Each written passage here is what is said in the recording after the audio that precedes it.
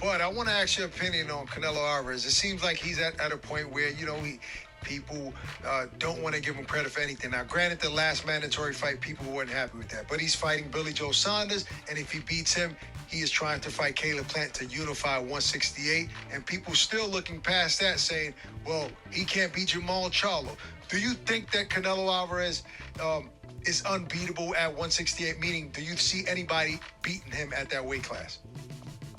My thing is, he shied away from Jamal Charlo and Terence Andrade for a long time. And when you look at Canelo's career, it's like he's shying away from the black fighters. I think the black fighters is the ones that give him the most problems. Well, he fought Daniel Jacobs when people said that Danny was a big middleweight, and he beat him pretty easily. Right, but that wasn't the Danny that we all is accustomed of seeing, But won't you credit Canelo for that? Maybe he was just that better than him. I gave Canelo all the credit in the world for beating Danny. I didn't take nothing away from him, but I think, at the point of time, Boo Boo and Charlo was just as big a threat to him as he was to them, but Boo Boo been getting railroaded for a long time now. Yeah. He's been champion and nobody's been trying to fight him, so it's a reason. It's definitely two guys that probably should have had to. But I'm saying, do you see Canelo beating? Breaking news came out today of pound for pound number one, Terence "Bud" Crawford. When speaking about Canelo, Crawford stated, and I quote, "He shied away from Jamal Charlo and Andrade for a long time. When you look at Canelo's career, it's like he shied away from the black fighters. I think the black fighters give him the most problems." End of the quote. Now, it's bad when a fighter avoids a particular race that everyone starts seeing it. Some fighters have the courage to actually say something about it. Other fighters don't because of the backlash they will receive in the process. That's why I got to give Crawford a whole lot of credit, because Crawford said it on the Zone, where they pro Canelo, especially if Bud said it to AK and Barack, knowing their history and how biased they are toward Canelo. Nevertheless, the truth have to be spoken, in which Crawford did his portion and even more. Bud definitely has all my respect, and he should earn every single person respect all around the globe. Furthermore, I told you guys on more than one occasion, what you hear me say, trainers and fighters repeat to a T, because it's the whole absolute truth. It makes too much sense and logic. Everything adds up. It's factual, not emotional. That's why it's the absolute truth. Now, one thing about the truth, either it's gonna hurt or set you free. It all depends on the person. But see, these Canelo fans, they want to hide from the truth. However, you can run, but you can't hide. The truth will always find you. Matter of fact, these decafs are actually truth seekers. That's why they tune in to my channel every day, regardless how much the truth hurts their feelings. Just like when you go to the doctor, you want the doctor to tell you the truth instead of lie to you to make you feel better. So, welcome to the Akhi University, where you get free education, all with a package with free medication for your feelings. More importantly, if Canelo is avoiding a particular race, such as maybe Asians in the sport of boxing, then it's not really that big of a deal, because we know they're not the best in the sport of boxing. However, when you avoid the most dominant race in the sport of boxing, then turn around and say you the best in the world, that's a slap to all of the boxing fans worldwide. Because Canelo, he can say he's pound for pound number one. Yes, I agree. Canelo is Europe pound for pound number 1. And the number 1 pound for pound cherry picker in the sport. Canelo cherry picked so hard his last fight. The man went out with a bang. He lost his DAZN contract for cherry picking Akhi Yildirim, a fighter coming off a loss and a 2-year layoff, in which Canelo requested to fight this man for David Benavidez's WBC vacant title. Akhi Yildirim, a fight before he lost, he fought a man with 3 wins and 33 losses with 3 draws. This is the top of cherry pick we talking about. You guys know if Crawford chose to fight someone like Akhi Yildirim, they will bury him alive with criticism. However, with Canelo, they completely ignored the fact that Akhi Yildirim coming off a loss and 2-year layoff. They try to justify it by claiming, oh, well, he's his mandatory. Well, I didn't see them same people demand Canelo to fight Jamal Charlo when he was his mandatory as well. Instead, Canelo, he made a whole organization, the Witness Protection Franchise Organization. Canelo is the pioneer of the NBF Witness Protection Franchise. No Black Fighters Witness Protection Franchise. This is what Canelo Alvarez's legacy will be remembered for. Being the entrepreneur and the pioneer / the finder of the Duck Witness Protection Franchise designation. You literally can't make this up. Canelo is the pioneer of the WBC franchise designation. So when Crawford says Canelo shied away from all of these undefeated black fighters, that's the whole absolute truth. Do you guys know the last time Canelo Alvarez fought an undefeated black American fighter was 8 years ago? Yes, almost a decade ago. And do you guys know Canelo lost that fight? Wow, what a weird coincidence, isn't it? A year prior to that, Canelo had a very, very close fight with another undefeated black American fighter in 2012. That was 9 years ago against Trout. He only fought Trout because Floyd Mayweather told him, if you don't fight Trout, I'm not going to fight you. Ever since then, Canelo haven't fought not even one undefeated black American fighter. Canelo, at the moment in time, he's on a Europe tour as we speak. That's why he's Europe pound for pound number 1. However, the king of boxing worldwide, the number 1 pound for pound worldwide, is without a question Terence "Bud" Crawford. Because of his resume, how dominant he is in the ring, he never lost. Matter of fact, he never had a close fight and always wanted to fight the best of the best in every single division he campaigned in. Unlike Canelo, when 160 got too deep with Charlo and Andrade, he decided to move up to 168 and become undisputed there. Initially, he wanted to be undisputed at 160, but the competition got too real, and since the NBF rule always apply, he moved up to 168, and now he's on his Europe tour. On the other hand, when it comes to Terence Crawford, he moved up from 140 after becoming undisputed to 147, the deepest division in boxing, and challenged the best out of the jump. He was calling out Keith Thurman, Errol Spence, and anybody you can name at 147. And at the moment in time, he's challenging one of the hottest contenders, Virgil Ortiz. See, unlike Canelo Alvarez, who was not a champion when Charlo and Andrade were champions in the same division, then they all were champion in the same division from 154 to 160. In the meantime, Canelo avoided both Charlo and Andrade. He pretended as if they don't even exist. I mean, till this day, He been avoiding them for 6 years, to this day, still pretending as if they don't exist.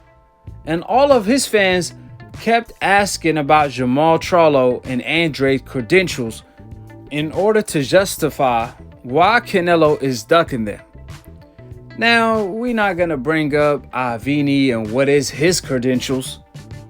Let's compare what Canelo is doing to what other fighters are doing in the deepest division in boxing, such as Terence Crawford, for example. You see Terence and Errol Spence, pound for pound number 1 and pound for pound number 2. They in the same division where Virgil Ortiz is a very hot contender. You can look at Virgil Ortiz as the Canelo on the come up at 147. Now, do you see Terence Crawford, Errol Spence, or their fans bring up anything about Virgil, resume, credentials, so on and so forth, and claim he haven't earned a shot at either one? Absolutely not. We calling for the fight. And it's actually Virgil Ortiz and his team that's not so confident after his last performance, for good reasons, because Hooker is nowhere near on Terence Crawford level. There's levels to this. Terence even said that Virgil Ortiz don't really want it because Virgil confidence dropped tremendously after the fight. Before the fight, we heard so much news of Virgil Ortiz challenging Crawford once he beat Hooker. But during the aftermath, Virgil Ortiz, he said, I don't want to call nobody out. Whoever gives me the opportunity, I take it. And then when Crawford started pointing fingers toward him, Virgil Ortiz had no choice but to say, I fight Crawford. I don't care if I'm ready or not. The only problem with that is that Virgil Ortiz was talking out of pride than confidence, which means his team is not going to make that fight happen next. The point here is you see Errol Spence and Terence Crawford ready to jump inside of that square circle with Virgil Ortiz in a heartbeat. Mind you, Virgil Ortiz is like the mini Canelo right now at 147. But Canelo, on the other hand, at 160, he's in the same position. However, the outcome was exactly the reverse. Instead of Canelo challenging both Charlo and Andrade the same way Errol Spence and Terence Crawford are doing to Virgil Ortiz, Canelo elects to do otherwise. This man gave up his belt and requested a fake belt to save face, the NBF Witness Protection Franchise designation. The WBC organization is in Mexico City. So when Jamal Charlo became Canelo mandatory, and he told Canelo, I'm willing to fight you in Mexico City, Canelo surrendered the belt. In other words, he gave up his territory, the pride of Mexico, by allowing Jamal Charlo to conquer the whole country. In the meantime, Canelo is pretending as if Charlo don't exist. I mean, the audacity by this man. He did the same thing with Andrade. When Andrade was a champion and Canelo was not at 154, Andrade gave Canelo an opportunity. He called him out. He called him the B word. He told him to grow some cojones and hop inside of the square circle. However, Canelo kept ignoring him. The moment Andrade vacated the belt, Canelo fought for that same belt the next day against Smith. Canelo fought the whole Smith family in Texas that nobody know, but he won't fight none of the Charlo twins that's from Texas that everyone knows. Man, someone get the Charlo twins on the horn and tell them to change their last names to Smith. That might be the only way for them to get a fight. Act as if you're from Europe and get a European descent. That's the only way, it seems like. The truth of the matter, for Canelo to avoid the most dominant race in the sport of boxing, then claims that he the best in the world shows that Canelo doesn't have any class or respect for boxing as a whole, for the great legends from Muhammad Ali, Sugar Ray Robertson, Joe Louis, Sugar Ray Leonard, Hagler Hearn, Mike Tyson, Floyd Mayweather, and the list goes on and on and on. For Canelo to claim he the best without fighting the most dominant race in the sport, it's like a team in basketball that's placed outside of the United States that continuously claim they the best in the world, but they never played against the United States in the NBA. Then to make matter worse, that team moved to the United States and they still avoid entering the NBA. That's equivalent to what Canelo Alvarez is doing today in the sport of boxing, turning the whole sport to a mockery. You hear people continuously say, Canelo improved so much since he lost to Floyd Mayweather. Improved where? He's that same fighter with the same attributes. He's good, don't get me wrong, but he's still stuck in the mud. He still doesn't have any footwork. He only improved to you guys because he's avoiding all the undefeated black Americans. Because if you truly believe he improved, then you should be able to point out what period of time Canelo made that improvement. I'm really curious to know. Since Canelo lost to Floyd, a grandpa version, a 37 years old version that was fighting in his 5th weight class. At that time, Floyd Mayweather went up against Canelo, who was entering his prime at 23 years old at his bullyweight division. Floyd Mayweather won every single minute of every single round. He gave Canelo Alvarez a PhD whooping. The fight right after against Angulo, everybody started screaming out, Canelo, he improved, he better than ever. Now he could beat Floyd. Then when he fought Lara, he robbed Lara. So we were able to see that he haven't improved from that Floyd Mayweather fight. It's a matter of styles make fights. Because against Kirkland, he looked great. Then against Amir Khan, he looked like crap. Then when Canelo fought Triple G twice, both fights could have went either way. So when did Canelo make that huge improvement? Last time I checked, when Canelo fought Amir Khan, who was 2 weight divisions below him, Amir Khan was outboxing Canelo with ease the first 4 rounds. It took Canelo 6 rounds to land that overhand right. In comparison to that, it took Terence "Bud" Crawford less than a round to time Amir Khan with that same overhand right that took Canelo 6 rounds.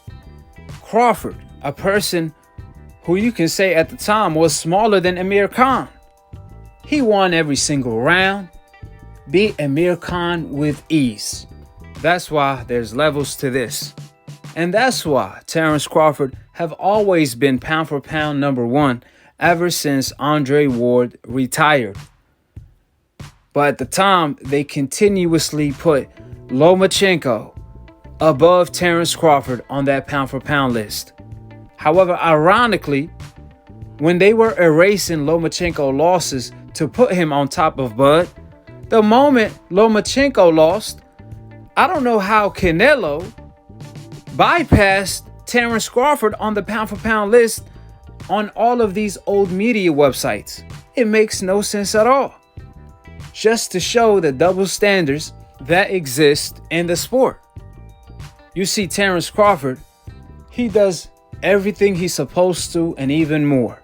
Crawford goes out of his way to fight Errol Spence, to fight Virgil Ortiz, and fight the best every single time. Meanwhile, Canelo, they want to say he the best in the world when he's not even the best in his division. When he continuously avoids Andrade, Charlo, he went from NBF, no black fighters, to no Mexican fighters at 168, avoiding David Benavidez. Canelo literally came out and said, I'm no longer going to fight any more Mexicans. I guess Canelo forgot he fought Lopez, Angulo, and Chavez Jr.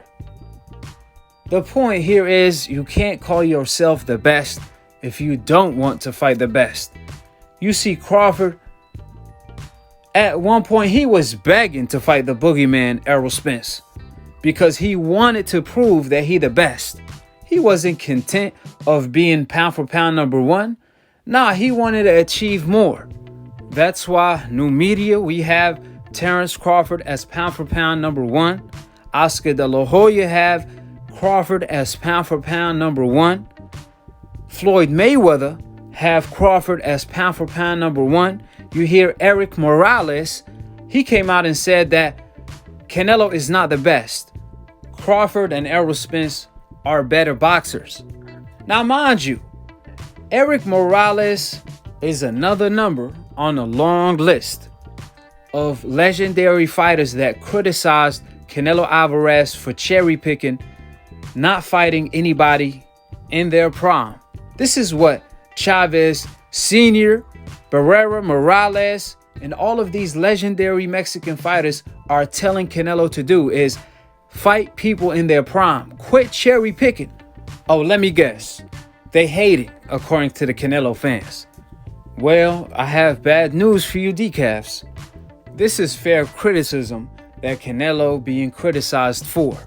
The truth of the matter, the criticism have always been there, but old media continuously ignored it because Canelo have his hope insurance. He has the complexion for the connection to get the ultimate protection from any criticism. But the truth will always come out. And you see Crawford speaking out. You could add him to the list with Chavez Sr., Hopkins, Oscar, Marquez, so on and so forth. Majority of these fighters have Terence Crawford as pound for pound number one when they not from the United States. So we know they not biased. They simply telling the truth. With the facts being laid out, it's interesting. I heard Shakur Stevenson say that Canelo Alvarez is his favorite fighter, or one of his favorite fighters, which I find that really dope. However, only if Shakur knew that if Canelo Alvarez campaigned in his division, and let's say hypothetically, Shakur was undisputed, you best believe, and I will put my house on it, Canelo will duck him. If Canelo is ducking Charlo and Andrade for the past 6 years till this day, and Canelo still pretending as if they don't even exist, then the top of talent Shakur is, Canelo will never acknowledge him. After all, Canelo is the pioneer of the Duck Organization franchise. Shakur should know that because Oscar Valdez have been ducking him for a while now. Like Shakur said, ducking season continues. This man been ducking me for a century. Now, how you think Charlo and Andrade feels? More importantly, Canelo Alvarez is showing Oscar Valdez the way. They are training partners. Oscar Valdez looks up to Canelo. That's why he's following the blueprint, the ducking print. So I really wonder if Shakur Stevenson will still look up to Canelo and have him as one of his favorite fighters after knowing that information. Now, for the people that want to say, well, he fought Floyd Mayweather, you got to remember, the Floyd Mayweather fight, it was a win-win situation because taking an L from Money Mayweather helps more than hurts. Canelo viewed that L as a blessing. He looked at it as a lesson. He became more popular after a loss and moved on. Canelo made all the money in the world and received all the fame in the world even after receiving an L. So he looked at it as a WW either way. Now, if that was Pretty Boy Mayweather in his prime, around the same size, not outweighed by Canelo by 20 pounds and not as popular as Money Mayweather, man, Canelo will never get in the ring with a Pretty Boy Mayweather. you could put a gun on his head and he still won't fight Pretty Boy. Canelo will tell you to pull the trigger. We see it today. Canelo haven't fought an undefeated black American fighter since Mayweather. So let that sink in. With that being stated, drop your thoughts in the comment section below, subscribe below, and click on the notification bell to be continued on the next episode of Akhi TV. Peace, and we out here.